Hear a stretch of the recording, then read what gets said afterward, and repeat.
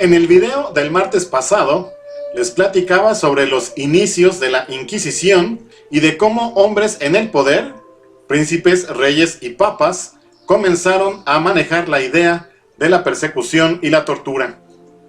Gente como los papas Lucio III, Alejandro III y Gregorio IX, por mencionar a algunos. Este último, en 1231, instituyó oficialmente a la Santa Inquisición a instancias de Domingo de Guzmán.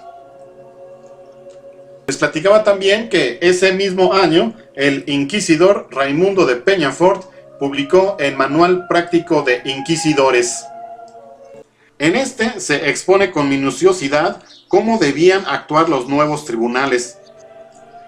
El procedimiento era el siguiente.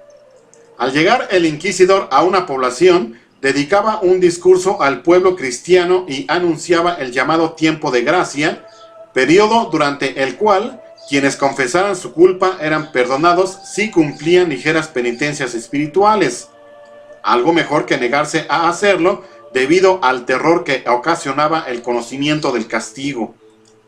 Después, el sospechoso era sometido a un interrogatorio sistemático, primero sin la presencia de abogado alguno y después con la asistencia de un letrado, pero con la singularidad que tenía el sistema de citar testigos con identidad reservada, lo que dificultaba siempre la defensa del acusado. La tortura coactiva comenzó a aplicarse en 1252 en tiempos del Papa Inocencio IV, recurso que se aunó con el resto de las peores penas posibles: cárcel perpetua o temporal, confiscación de bienes y muchas veces la temida muerte en la hoguera. Tras desaparecer la amenaza cátara en Italia y el sur de Francia, la Inquisición estuvo asentada en la península ibérica, particularmente en Aragón, donde Ponce de Blanes fue nombrado inquisidor de Urgel. Otro personaje digno de mención fue Aymerich, autor del Directorio de los Inquisidores, el primer manual por antonomasia de la Inquisición.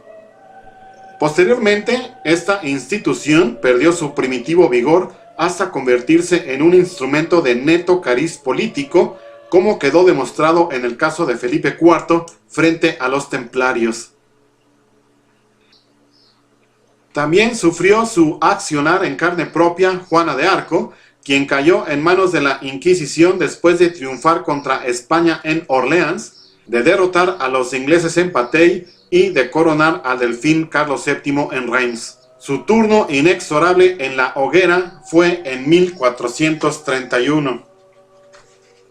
Pero será el periodo que va desde el siglo XV hasta el XVIII en el que el poderío de la Inquisición se renueva y alcanza, si se puede expresar de esta forma, su época de mayor esplendor. En esta etapa se instituye en la España de los Reyes Católicos, para ser precisos en 1480, merced al oficio del Papa Sixto IV. Aparecen también Fray Tomás de Torquemada, con su aceitado aparato represivo que utilizó contra millares de personas, y Diego de Deza, quien desató el pánico entre sus opositores. También por esta época surgen los ya conocidos escritores dominicos alemanes Jacobus Sprenger y Henry Kramer con su infame Malleus Maleficarum. Giordano Bruno, erguido en paradigma del libre pensamiento, opositor a la Iglesia, la escolástica y el oscurantismo, es quemado por hereje en la hoguera.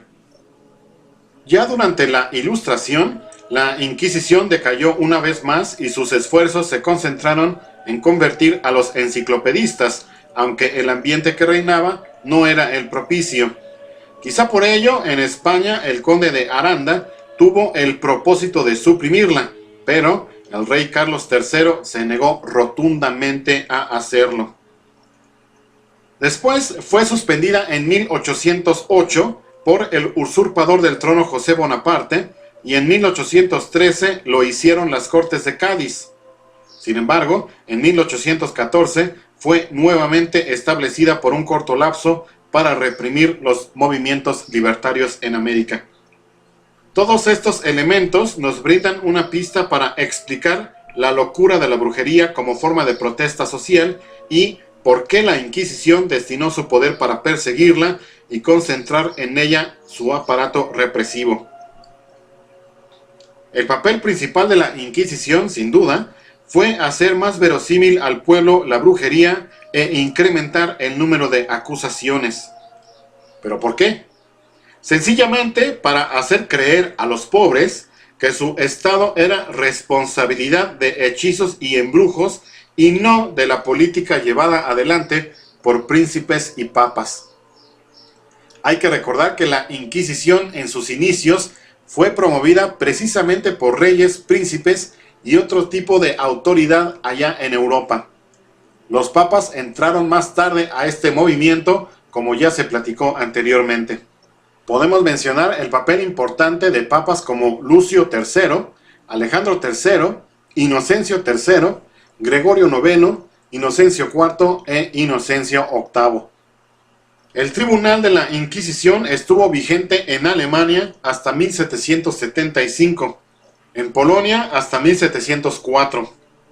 En Suiza dejó de funcionar en 1782 y Portugal lo suprimió en 1826. La Gaceta de Madrid publicó el decreto de abolición el 17 de julio de 1834. Por esas épocas, Madrid estaba siendo azotada por el cólera. El mismo día en el que se publicó el decreto de abolición, estalló un motín anticlerical cuyos participantes hacían responsables de la epidemia a las órdenes religiosas como franciscanos, dominicos y jesuitas, quienes tanto habían colaborado con la Inquisición a lo largo de su historia.